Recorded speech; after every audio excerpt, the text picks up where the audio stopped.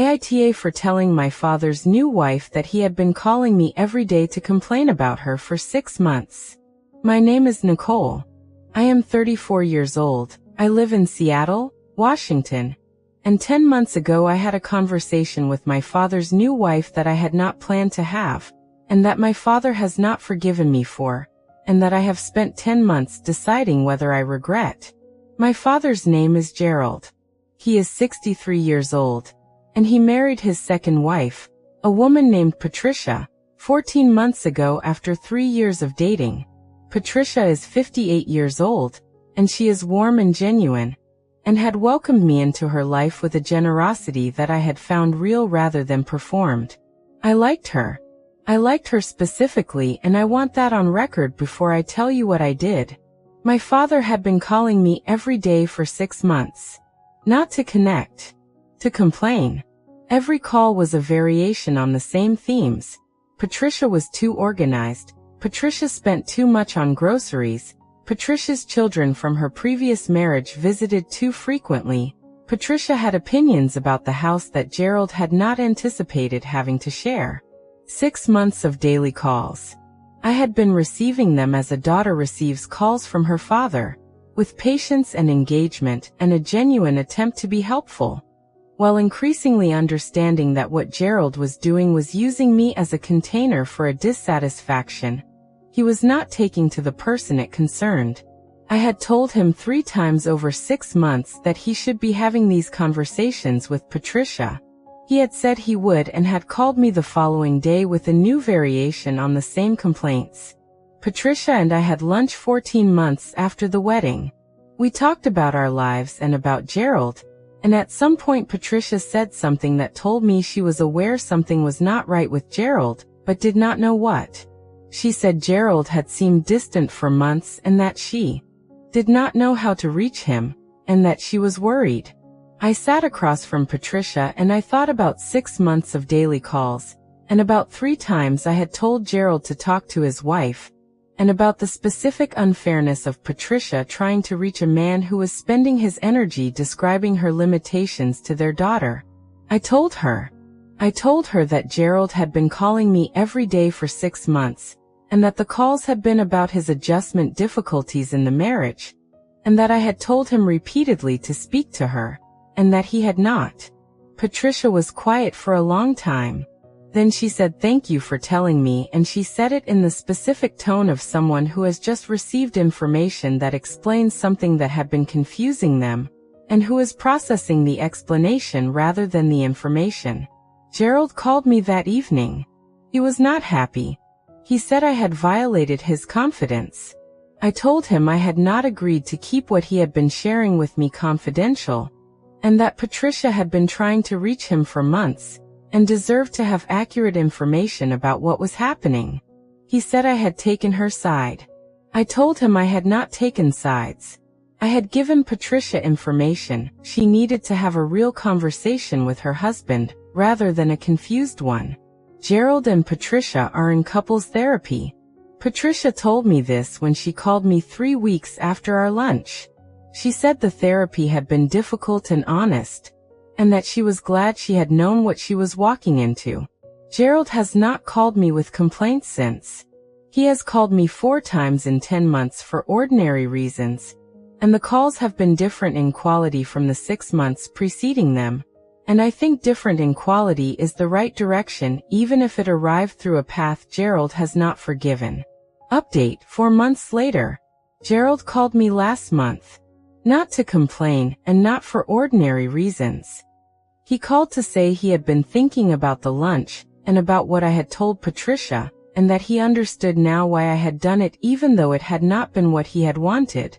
He said the couples therapy had made him understand that what he had been doing, using me as a place to put things he needed to say to Patricia, had not been fair to either of us. I told him I appreciated him saying that. He said he was working on it. I said I could see that. We talked for 40 minutes about things that had nothing to do with Patricia, and the call was the best one we had had in over a year, and I thought that the best calls are sometimes the ones that come after the necessary ones. AITA for going through my deceased mother's emails and finding out she had been secretly supporting my estranged brother for years. My name is Thomas. I am 41 years old. I live in Chicago, Illinois, and 14 months ago I sat at my mother's computer 3 weeks after her funeral going through her email to notify people of her passing, and found a correspondence folder labeled simply with my brother's name that contained 4 years of emails I had not known existed. My brother's name is Daniel. We had been estranged for 7 years following a falling out that had been serious, and that had resulted in a complete severance of contact that both of us had maintained without exception. My mother had known about the estrangement. She had, as I had understood it, respected it. She had not attempted to mediate, had not passed messages between us, had not told me things about Daniel's life that I had not asked to know. What the email folder revealed was that my mother had been in regular contact with Daniel for the entirety of the 7 years of our estrangement and had been, for the 4 years the emails covered, providing him with financial support monthly transfers, the amounts of which I found in the correspondence, that totaled approximately $43,000 over 4 years. My mother had not been wealthy. The $43,000 had come from savings I had assumed were going toward her retirement and her care, and that I had contributed to supplementing over those same 4 years when she had said she needed help. I sat at her computer, and I did the specific math of a person who is understanding something retroactively, and who wishes they were not understanding it. I had contributed to her expenses while she had been transferring money to my estranged brother from accounts I had believed were for her own stability. I had not been told about Daniel. I had not been told about the transfers. I had not been given the opportunity to make my own decisions about what I was providing and what it was supplementing.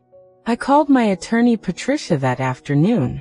She told me to photograph everything before touching anything, and to get a full picture of the estate accounts before any distributions were made. I spent 2 weeks going through my mother's complete financial picture. The estate was smaller than I had expected. The transfers to Daniel over 4 years were documented. The estate attorney confirmed the transfers had been made from accounts that were now part of the estate, and that Daniel as a beneficiary would receive his share of what remained. I made a decision. I contacted Daniel, the first contact in 7 years. I told him I had found the emails and the financial records, and that I wanted to have a conversation before the estate proceedings concluded. He agreed. We met in a coffee shop, the first time we had been in the same room in 7 years. He knew about the transfers. He had not known I had been supplementing my mother's expenses during the same period. He had not known she had not told me about him. He had believed she had told me, and had understood my not reaching out as a continuation of the estrangement rather than ignorance of his situation. We sat across from each other in a coffee shop for 3 hours, and we rebuilt enough of the picture to understand what had happened. A mother who had loved both her sons and had made decisions about what each of them needed to know that had served her own need to maintain both relationships without requiring them to resolve their estrangement. I understand why she had done it. I also understand what it cost and who had paid. Update 3 months later. Daniel and I have had dinner 4 times since the coffee shop. The estrangement is not over in any formal sense. 7 years is not resolved over coffee and estate proceedings. But the specific wall of complete non-contact has become something more permeable, and I think permeable is the right word for where we are. The estate was distributed according to my mother's will. Daniel received his share, and I received mine. And the transfers were not deducted because the estate attorney confirmed there was no legal basis for deduction. I did not contest this. What my mother did, she did as her own choice with her own money, and her choice was hers even if the full picture of it was not available to me while it was being made. I have a photograph of my mother on my desk. I look at it, and I think about a woman who loved 2 sons who could not be in the same room, and who built a bridge between them in the only way available to her, and about whether the bridge was worth the cost of building it without telling either of them it was being built.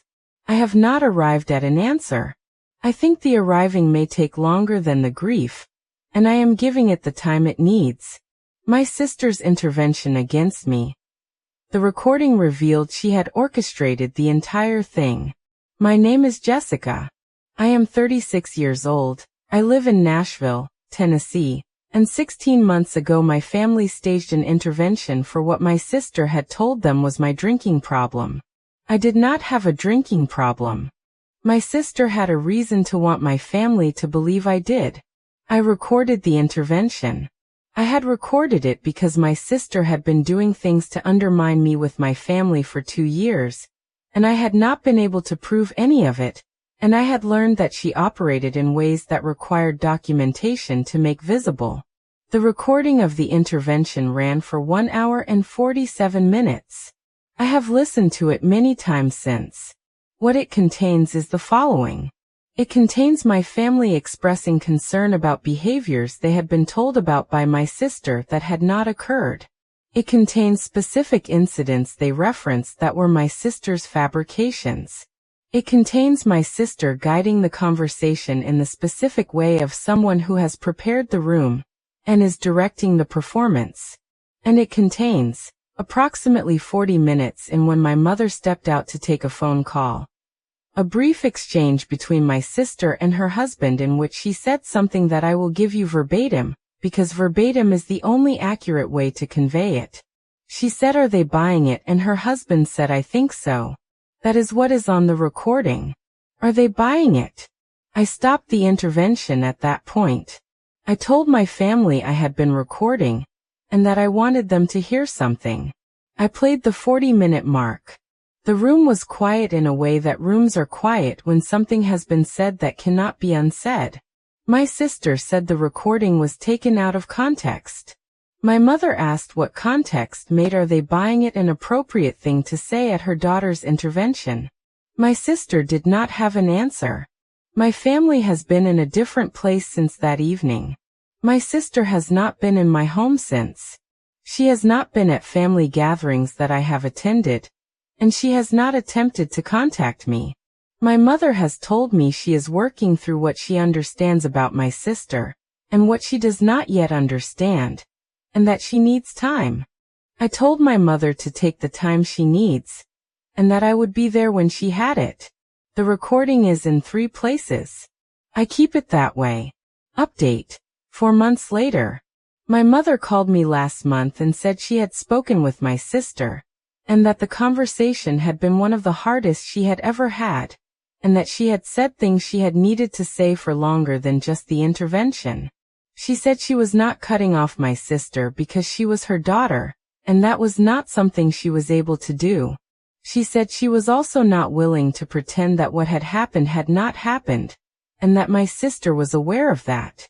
I told my mother I thought that was exactly the right position, and that I was not asking her to cut off my sister. I was asking her to see clearly, and she was doing that. We had dinner last week. My mother and I. Just the 2 of us. It was the best dinner we had had in 2 years, and I thought that some good things are only available on the other side of the difficult things, and that the dinner was one of them. My husband's family the real reason we were not having children. He had been lying to them for 3 years. My name is Angela. I am 38 years old. I live in Phoenix, Arizona. And 8 months ago I told my husband's family something that my husband had specifically asked me not to tell them, and that I told them anyway because 3 years of carrying his lie for him had reached a point I was no longer willing to continue. My husband's name is Mark. We had decided together 5 years ago that we did not want children. This was a mutual decision, arrived at through genuine conversation, that both of us had been comfortable with, and that I had never had reason to revisit. The decision was ours. What Mark had been telling his family, his parents, his siblings, anyone who asked about children was that we were trying and that it had not happened yet, and that we were hoping. He had been saying this for 3 years. He had been constructing a narrative of fertility difficulty, rather than voluntary childlessness, because he had not wanted to have the conversation with his family about the actual decision. His family had been responding to this narrative with sympathy and occasional advice, and in one memorable instance a referral to a fertility specialist that we had not known how to decline without explaining why we did not need one. I had told Mark 3 times over 3 years that I was not comfortable being part of a false narrative about fertility, and that he needed to tell his family the truth. He had said he would and had not. The conversation that ended the arrangement happened at a family dinner at which Mark's mother expressed grief, real grief, the kind that comes from believing a child you love is experiencing difficulty, about our situation, and looked at me with an expression of such genuine sympathy that I could not receive it without doing something about it. I told her the truth. Not unkindly. I told her that we had made a decision that we were comfortable with, and that Mark had not known how to share it, and that I was sorry she had been receiving incorrect information. Mark's mother looked at me and then at Mark for a long time. Then she said she wished he had told her sooner, and that she would have been okay with it. Mark was upset with me for several days. He said I had humiliated him in front of his family. I told him I had corrected a false narrative that he had asked me to maintain for 3 years, and that the humiliation he felt was the specific discomfort of having a lie exposed rather than anything I had done. His mother called me the following week, and said she was glad to know the truth, and that she respected our decision, and that she was sorry Mark had felt he could not tell them. She said she had a conversation with Mark that she described as overdue. Mark and I are in couples therapy working on what the 3 years of deception meant about how he understood his family's acceptance of his choices, and what he had needed me to carry that he should have been carrying himself. The therapist says the lying had been about Mark's relationship with his family's expectations rather than about me specifically, and that I had been the container for something that had not been mine to hold. I think that is right. I think 3 years of not being the container anymore is also right, and that it arrived late, but it arrived. Update 3 months later. Mark told his siblings last month, on his own without me present, in a conversation he initiated. He called me afterward and said it had gone better than he had expected, and that his brother had said he had suspected as much for a year and had not wanted to push. Mark said he did not know why he had waited 3 years to have a conversation that had taken 20 minutes, and had produced nothing he had been afraid of. I told him I thought he had known on some level that it would be fine, and that the knowing had made the not telling harder to justify, which was why it had stayed not told.